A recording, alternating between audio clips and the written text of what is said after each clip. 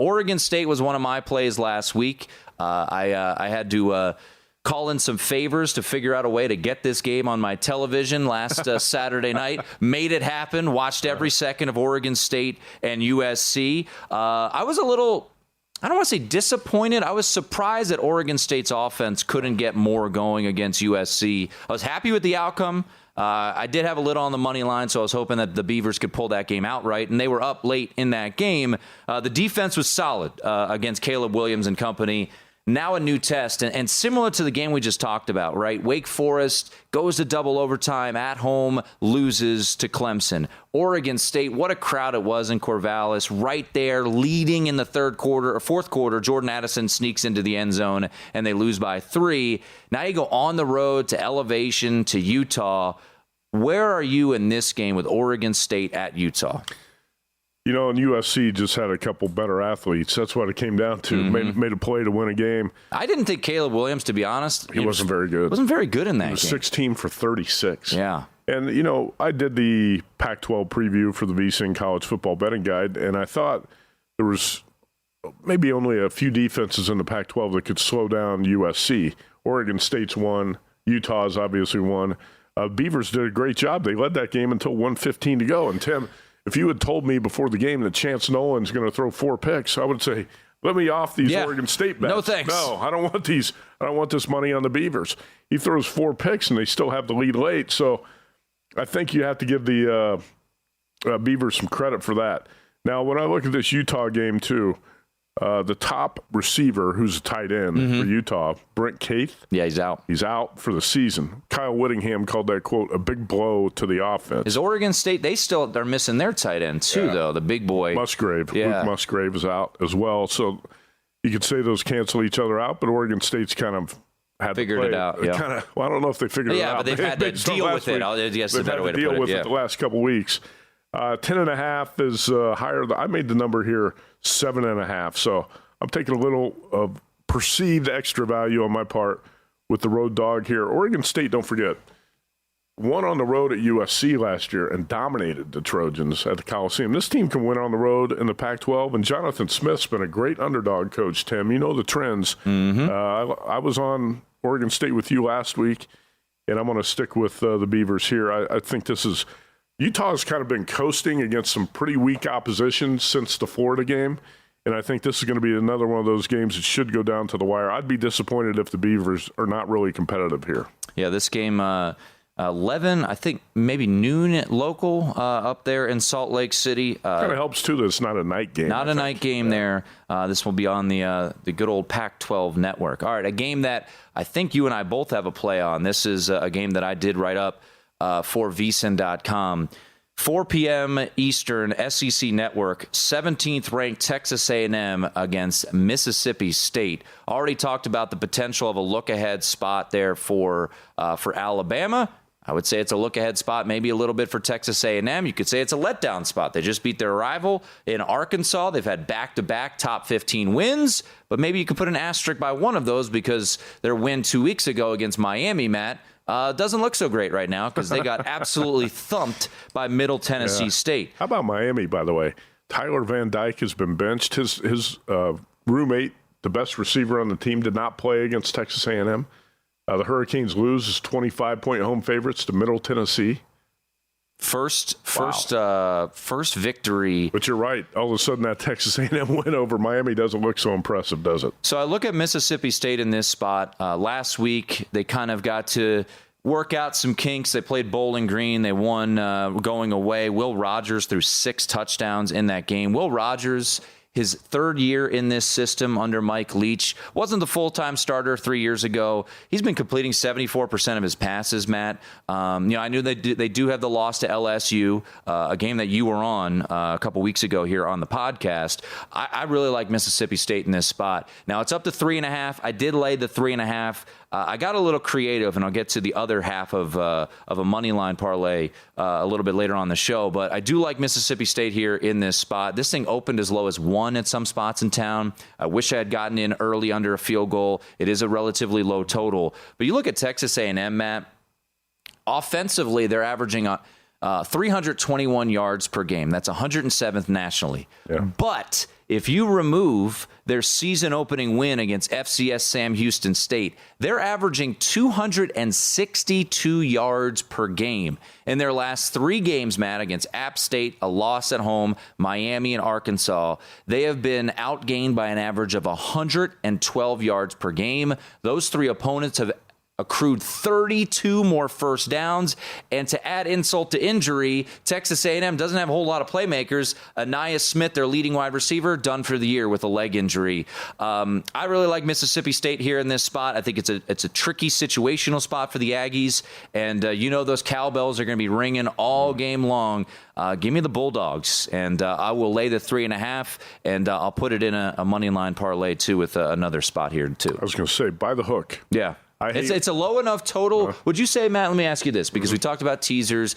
Buying points in college usually isn't the best route to go. However, with a total of around 45, would you say buying the hook here would be a wiser investment than normal? Well, like you said early in the show, I'm much older than you, and I've bet a lot more games over the years, and nothing ticks you off more than when you lay 3.5 on a game and the team wins by 3. Yeah. And I'll give you a quick story. Before the Super Bowl last year, the opener on the Rams-Bengals game, I think, was 3.5, and it went up to 4 and 4.5, and JVT runs into me outside the studio before the show on Monday, and he's like, I laid 3.5 with the Rams. I said, why did you do that? Don't lay the hook, and stuff like that. Never lay the hook on 3. I never recommend buying the hook unless it's on 3 in football. Buy the hook, okay? Because you're going to lose a lot of games, and mathematicians might dispute the strategy. But believe me, you're going to have. It's worth it for the peace of mind too, because you hate having the 3 in the hook hanging out there when the game's in the balance. What happened in that playoff game, Tim? The Rams won by 3. The Rams, in fact, won 3 consecutive playoff games by exactly 3 points. They did, yes, they sure did. I laid 3 here with by the hook with Mississippi State. You set a bet. It's a sandwich spot. You're off the Arkansas game. You got Alabama on deck. Your top wide receiver and NFL prospect, Anaya Smith, just went down for the season. It's already an A&M offense that's anemic. And I don't think, as much as we brag about, or some people brag about how tough this Aggies defense is, has it been tested by a really good passing offense yet? I would say no. Well, and they gave up a ton of yards to Arkansas. Right. They got outgained by 200-plus yards to Appalachian State. They just ran. I mean, Cameron Peoples is still running down there in College Station. So they find ways. I would say they're a bit fortunate. I mean, to win a game on a missed field goal, to get a scoop and score for 80-plus yards. And we talked about turnover regression. Didn't work out at USC. They were plus 4 in that game. Still did not cover, thankfully. But I think the luck kind of runs out here. They don't have a good offense. Quarterback situation. Jimbo's just laying into Max Johnson any opportunity he can get. Yeah, I feel like this is an opportunity for Mississippi State. 0-1 to start the season. Don't you like it better, too? That A&M was lucky to win that game against Arkansas? Absolutely. Yeah, of course. Absolutely. So it's a better situational spot now to play Mississippi State. And I'll say this. You mentioned this, too. I love, and it's not blind, but I love when you've got a number 17 team catching points. People who don't invest as much time as you and many of our listeners say, well, the ranked team's catching points. Yeah, I'll just give me the ranked team. You're like, be careful there. So I want to jump to a game that I actually paired this with, and maybe it's a risky situation. I think, I don't want to call it luck. It's been one of the better stories, Matt, but I paired Mississippi State with Iowa State. Now, Iowa State's coming off a loss. They travel to Kansas. Kansas has been the darling of the season. Everyone's, stomping their fists and, saying, why aren't they ranked? They should be ranked. I think Kansas should be a ranked football team right now. They haven't played a defense like Iowa State yet. I think Iowa State's going to be hungry in this spot. Kansas has covered 7 straight games. This line is at 3. If I had to guess right now, this will be one of the more public dogs of the week in Kansas. So when's the last time you could say that? Exactly. So I put those two together. Maybe it's a bit risky considering Iowa State's a road team, but plus 165 was what I got on a money line parlay, Mississippi State and Iowa State. Because I missed the 3.5. I still did take a little on the 3.5, but I put more on Mississippi State, Iowa State money line because we'll see. We'll see if Kansas now the attention is on them, right? They won that game against Duke last week. They won it by 8. If you laid or took the 7.5, that was unfortunate there for you with the Blue Devils. But yeah, this is in a series, and you mentioned it recently about Oklahoma having success against TCU. How about this? They have the last 7 games Iowa State and Kansas have played. Now, you could say this about a lot of teams who play Kansas. Okay. But Iowa State has won by an average of 28 points per game. They've dominated this series. So I'm going to put those two together for a plus 165 money line parlay. Yeah, if I had to play this game, I would play Iowa State. And I'm not a Matt Campbell guy necessarily. But I think this is one of those crashing back to earth spots a little bit for Kansas. Like you said, a lot of media hype all of a sudden. And who cares about the rankings, really? I think it's a big deal maybe for some of the people in Kansas to say, hey, we're ranked for the first time since the fat man, Mark Mangino, was here. By the way, he was a hell. I say that out of admiration. They went to the Orange Bowl. Mark Mangino did one of the best coaching jobs of all time at Kansas. They went to the Orange Bowl. They were number 2 in the country at one point. And now you have Lance Leipold. Lance Leipold doing a hell of a job, and he's probably going to move on after this year. But, man, what a great job he's done in Kansas. I think when you look at this number, it tells you to play Iowa State. Yeah. So I don't disagree with what you're doing here. All right. Friday night game. We don't usually get to Friday night games, but this one, it's another one of those lines that I would deem a little stinky. I really like Washington. I took a 12-1 on them mid-season, not preseason. Once I saw how they were playing, and you look at the schedule, no USC, no Utah. I said they could show up here in Las Vegas, and if they're here in a 12-1 ticket, hedging opportunity aplenty. Washington is on the road at UCLA. It's a late night game on Friday, the type of games that Matt and I love to sit back and enjoy, even though you'll be on the air. But why is this number down to 2.5 at some spots? UCLA has not been tested. The toughest team they played was South Alabama. They were fortunate to win that game, Matt. Is there any home field advantage at the Rose Bowl? I would say no. Not much. So Washington, under Kalen DeBoer, anywhere Kalen DeBoer goes, he covers. Eastern Michigan, Indiana, Fresno State, now at Washington, he is a covering machine. This line is scaring me. Why is it 2.5? Only because I think the world is going to see a Washington team on sale in their eyes. Circus Sports opened this 1. I know Mitch Moss at VSiN. Mitch Moss jumped on Washington -1. Don't blame him. I watched a popular show on VSiN hosted by Tim Murray this week, and I think it was Brad Powers who came on and said, you don't even have to wait until Saturday to cash this ticket. I did. Bet Washington, right? Yeah. And Washington was up to 3.5. Why is it now back down to 2.5? I don't know. Anyway. There are some 3s out there still, though, too, if you like UCLA. So the Bruins have played one of the weakest schedules in the country to this point and had to squeak by South Alabama on a last-second field goal at home. But look at. And let's not forget. I don't even want to say schedule strength because there's no strength in and UCLA remember schedule. week 1, one of the worst beats. I don't know if worst beats. It was a bad beat if you had Bowling Green in that game because they were down to Bowling Green in the third quarter. No doubt about it. So it's a step up in class for UCLA. Washington's been tested. Kalen DeBoer's got Michael Penix playing at a high level. I'm going to bet Washington here. I'm going to lay the 2.5 for the cheap money line price. I'm going to bet that tonight. And Tim, you can tune in on VSiN Friday as I'm hosting the show. And when Washington's trailing, I'll be throwing stuff around the studio, just like you do when you host the show and things aren't going your way. No, cool, calm, and collected, Matt. Never. Game that you are intrigued by includes your alma mater, Purdue. Going on the road to Minnesota. Purdue life and death with Florida Atlantic last week, but Aiden O'Connell did not play, their starting quarterback. And now here comes the hype train on Minnesota. The Golden Gophers now 4-0, Matt. People saying they're the clear-cut favorite to come out of the West in the Big Ten. They beat Michigan State. Kudos. I think Michigan State might be really bad. They're over a touchdown underdog on the road this week at Maryland. So now you're seeing Minnesota laying 12 against Purdue. Well, I think that's an information situation, right? With Aiden O'Connell. It looked like early in the week Aiden O'Connell was not going to play. Circus Sports opened at 8. It goes up to 12, 12.5. Looked like it was headed to 13. The information I got last night is that unless something unforeseen happens, Aiden O'Connell is going to start in this game Saturday. So I'm taking the 12.5 here. And the Gophers, again, Tim, it's a case of a team playing a really weak non-conference schedule. You and I sat here 2 weeks ago and we said, hey, this is not the same Michigan State team with Kenneth Walker. And that was before the Spartans went to Seattle and got their butts kicked.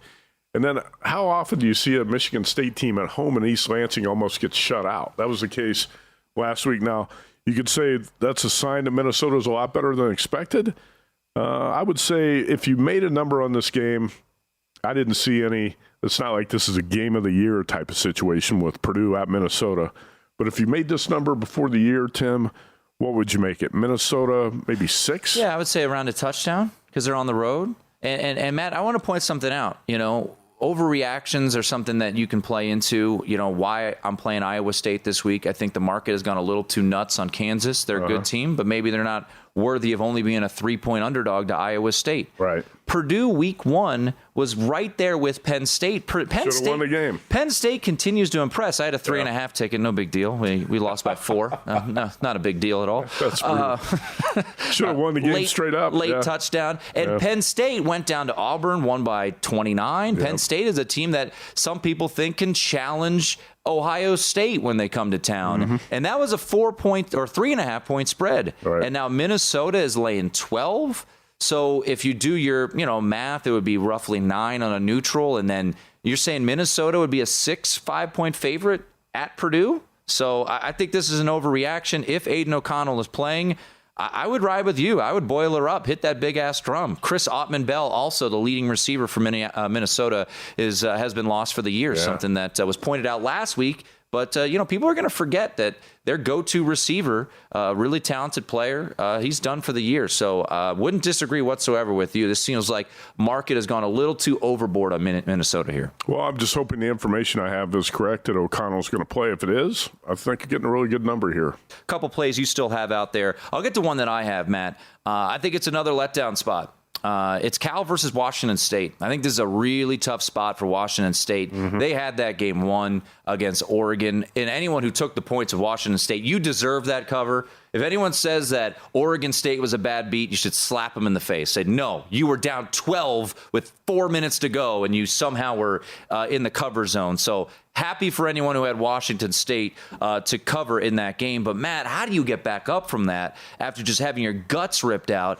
And this Cal team's actually pretty good. It's improved offensively. 49-31 last week against Arizona. Jack Plummer, threw for 3 touchdowns. And this running back, Jaden Ott, no relation to our friend Jimmy Ott down in Baton Rouge, 274 yards on the ground, 3 touchdowns. And I'll tell you this, Matt, Washington State, they are not great at stopping the pass. Over 600 yards of offense by Oregon last week. And Cal's got a couple receivers. Jeremiah Hunter, 305 yards receiving already this year, I should say. J. Michael Sturdivant, he had some success against Notre Dame. That Notre Dame close call, Matt, looks a little bit better now after their performance against Arizona. And then the final note, shout out to our friend the Bear again.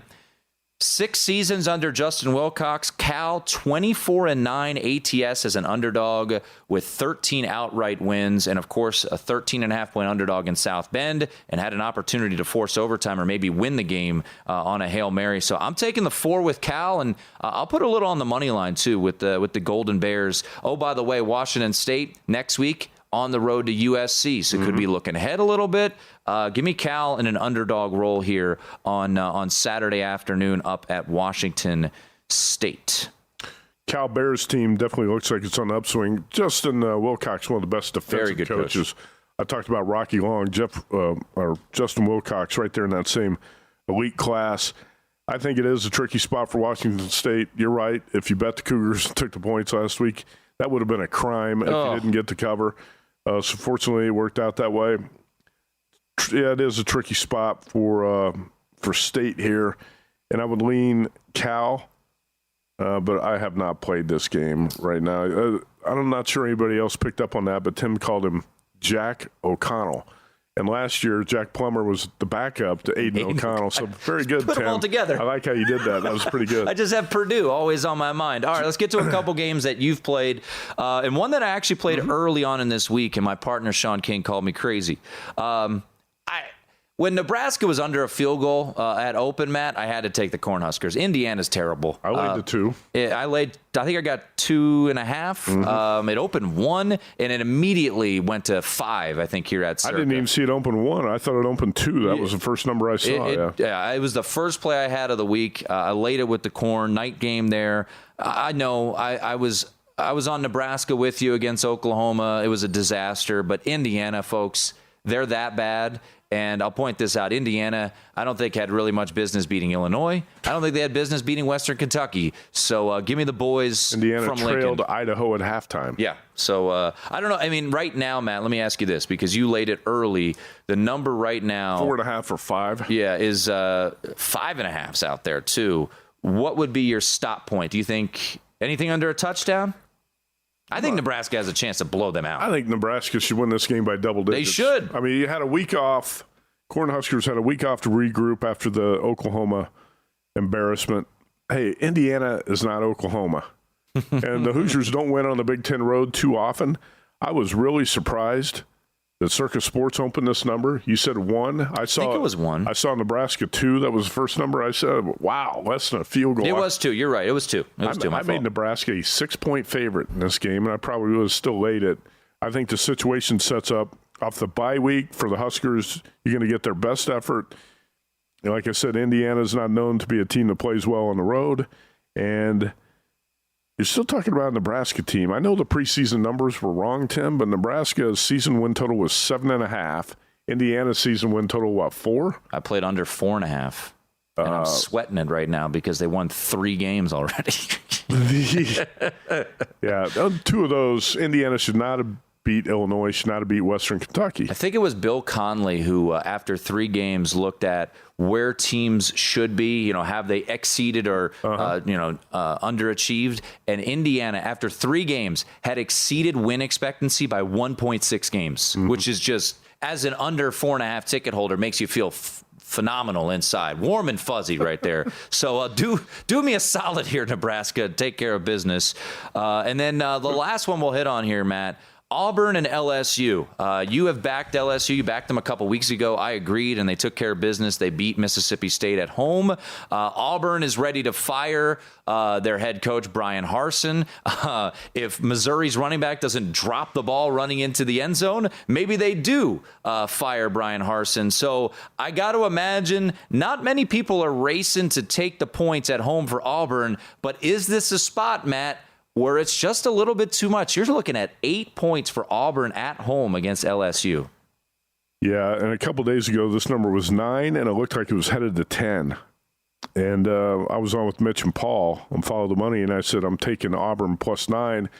And I put about a half unit bet on it because I thought maybe, hey, this is going to go to 10. Nobody's going to want to bet Auburn. And don't kid yourself. Brian Harsin's done, no matter what happens. Auburn's 3-1, ugly wins against San Jose.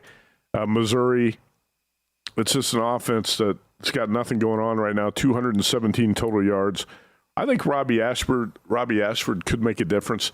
you had to get T.J. Finley out of there at quarterback. Robbie Ashford is a 6'3", dual threat freshman who's got a chance to maybe mature and grow up a little bit. Tank Bigsby's still one of the best running backs in the SEC, but you can stack the box right now. He has not been that effective.